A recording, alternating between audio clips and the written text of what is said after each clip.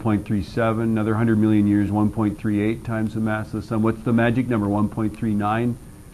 You know, whatever it is, right? You know, well, at some point he's going to gobble enough of his neighbor, kind of like the people who had the two gerbils across the hall from me, right? They had a white gerbil named Sven and a black gerbil named Malcolm, right? And Sven overnight ate like half of Malcolm, right? Leaving half of Malcolm, the back half, just in the cage, right? Right. The back half did not look happy to be eaten, right? That was, by the way, all of a sudden. He didn't like snack on him a little bit now and a little bit later, right? You know? But anyway, eventually, the sub-Chandrasekhar white dwarf, right, is going to eat enough of that guy that he can now collapse. Yes, he doesn't have enough mass to be gravitationally collapsed, right? But if he eats enough stuff, he has that mass that he can collapse, right? So this is, remember when I said the students discovered a supernova and they wanted to look at the beginning of it? If you look at the beginning of it, you can tell whether it's one of these type 1 supernovas, right? You have to look at it before it happens or just as it's starting, okay? And so these guys, binary system, a sub-Chandrasekhar white dwarf, a less dense companion star. Gravity strips material off the companion star. The dwarf gets more and more massive. They tend to, you know, right? The mass exceeds the Chandrasekhar limit. Kablooey, yeah? Now the cool thing is that the kablooey has a particular absolute magnitude, and I don't know if you recall, but remember I showed the picture of the Hubble Deep Field picture? Hubble Deep Field was where they looked away from all the stars in the Milky Way, and every dot in that picture is a galaxy, yes? We can see type 1a supernovas to the edge of seeing. They are so bright. Okay? So these things, as far as the evolution of the universe, when we start talking about the Big Bang and how we start talking about there's dark matter is expanding the rate. It's actually the universe's rate of expansion is accelerating.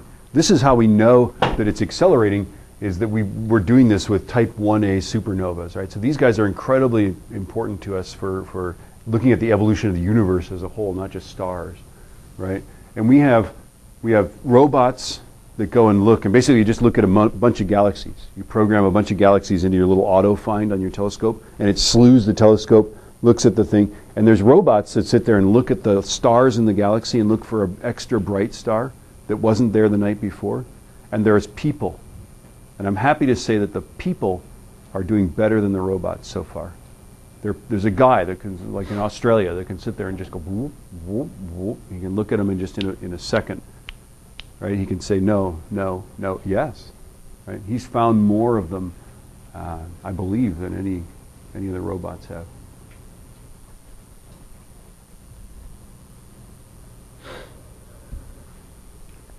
Again, add a 1A to that because that's what I'm seeing when I look at the. There might be a B. I don't know what the B is. B is like not such a good grade.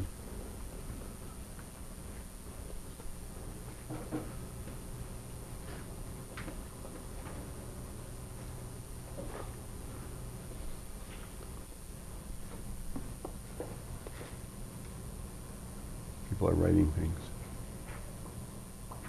It's okay.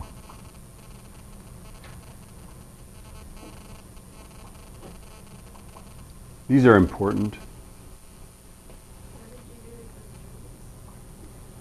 Okay, so these girls come running across the hall and they're pounding on my door because they want me to deal with the corpse of the dead gerbil. There's a reason I teach. There's a reason I teach physics. Is I never have to say something like the biologists were saying. They were talking back in the prep room. They're going, "Where did you put that dead mouse?" I never have to say that. I rarely say that when I teach physics. Where did you leave the dead mouse? Right? I only say it when I say things that I hear the biology teachers saying. You know? Yeah. So at our can't you just see at our church, some kids found half of a cat, the back half of a cat, right? Can't you? Can't you just see the coyote sitting there that's just like eating away, you know, like, this is good stuff, right? And then at some point just going, God, I just can't eat another bite. You know, I am so full. Do you want any honey? No, I'm full too, you know. it's a shame to leave this, you know. It's such good cat meat, you know.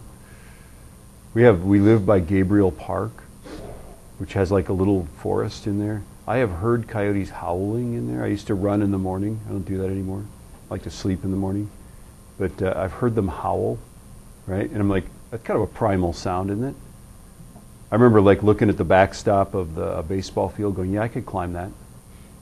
Coyotes don't generally attack people at all ever, you know. But we saw one, and we saw one traipsing up our street.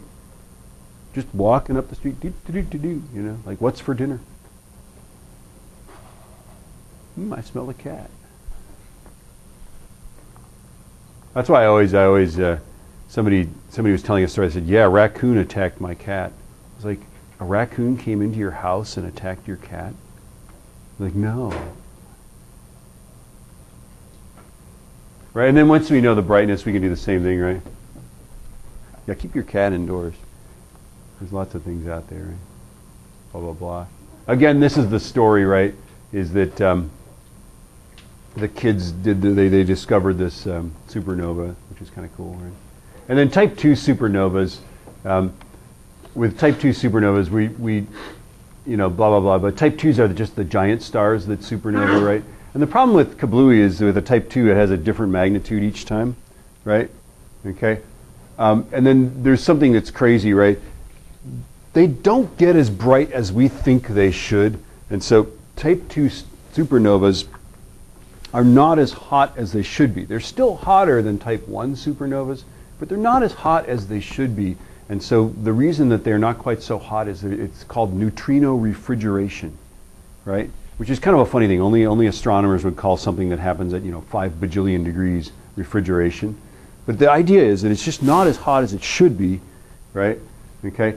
And so this kablooey gives off most of its energy as neutrinos. Now, this is an interesting thing. Type 1a supernovas give off a lot of light. Light has a hard time going through dust and such, yes? How about neutrinos? Do they go through dust?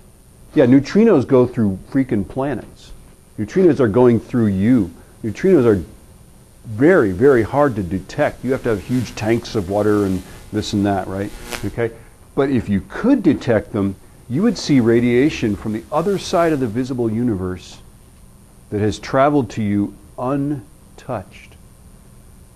If you can build a neutrino telescope, and this is what they're doing right now, a former graduate of this class, Claire Pedersen, graduated in 1996. Okay, she was the daughter of the principal of the school at that time, and she is, the last I knew, she was in Antarctica working on Ice Cube. Ice Cube is, if you remember, the Super K in Japan was a big tank of water, right? Okay. The Project Ice Cube is the ice in Antarctica being turned into a telescope. Yes. If you can make a telescope, and telescope is like, you know, this is a generic term. You don't put there's no eyepiece on this telescope, right? There's computer algorithms and computer scientists and tons of these things. But basically what they've got, it's very ingenious. They've got this, these things that drill down into the ice, right? So they can put an array of detectors in these holes in the ice, right? And I believe, I think Ice Cube is using this thing where, here's how you drill into the ice. You just melt the ice in front of you, and gravity just pulls you down, down, down, down, down, down, down. Isn't that clever, right? And then, of course, if the sun shines, these are photodetectors. They're detecting Cherenkov radiation, right? So the neutrino comes in, hits an electron. The electron goes faster than the speed of light in ice, and it creates this little shock wave. That's what Cherenkov radiation, just like a sonic boom. Only it's the electron goes faster than the speed of light in ice, right? Not faster than the speed of light in a vacuum, which it can't do, right? Yeah. Okay, and so it creates a little, like not a sonic boom, but a lightic boom or something like that, right? So these things detect that Cherenkov radiation, right? Imagine, of course, what happens when the sun is shining in Antarctica. Yeah, it doesn't work so well, right? It also doesn't work so well if you've got your little pocket flashlight and you walk anywhere near the thing. I mean, it's so freaking sensitive, right? And that's why it's perfect for the South Pole, because it's dark.